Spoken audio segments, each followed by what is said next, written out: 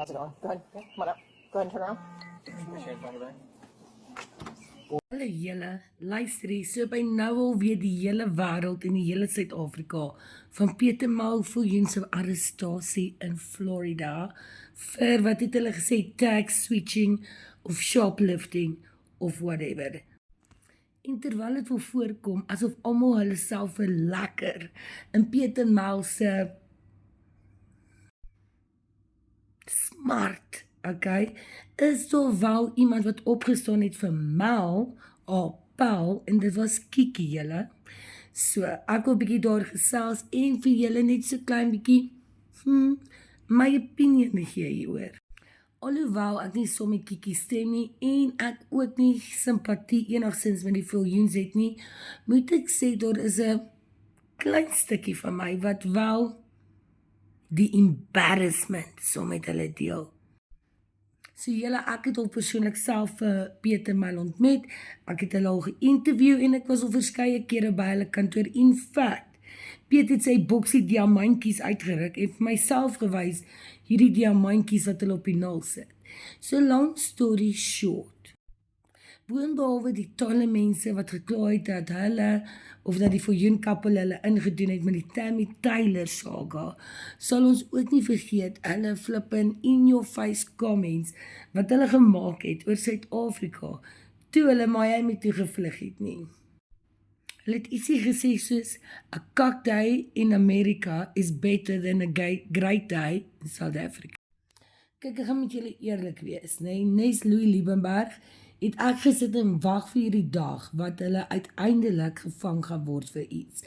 En ek dink die most embarrassing deel is, soos wat ek sê, ek kry hulle nie jammer nie, maar ons 'n klein deeltjie van my wat so klein bietjie cringe.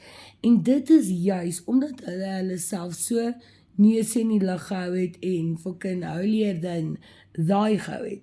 En die ironie, of is dit die karma, dat hulle nie net gevang is vir ietsie stupid, soos kom ons sê, tax switching of shoplifting of what the fuck ever jy het noem nie, maar net dat hulle op sulke embarrassing way, okay, op kamera gevang is, gearresteer is en dan laastens Mal in haar japon, sonder make-up, by 'n apartment, helder oor daglig.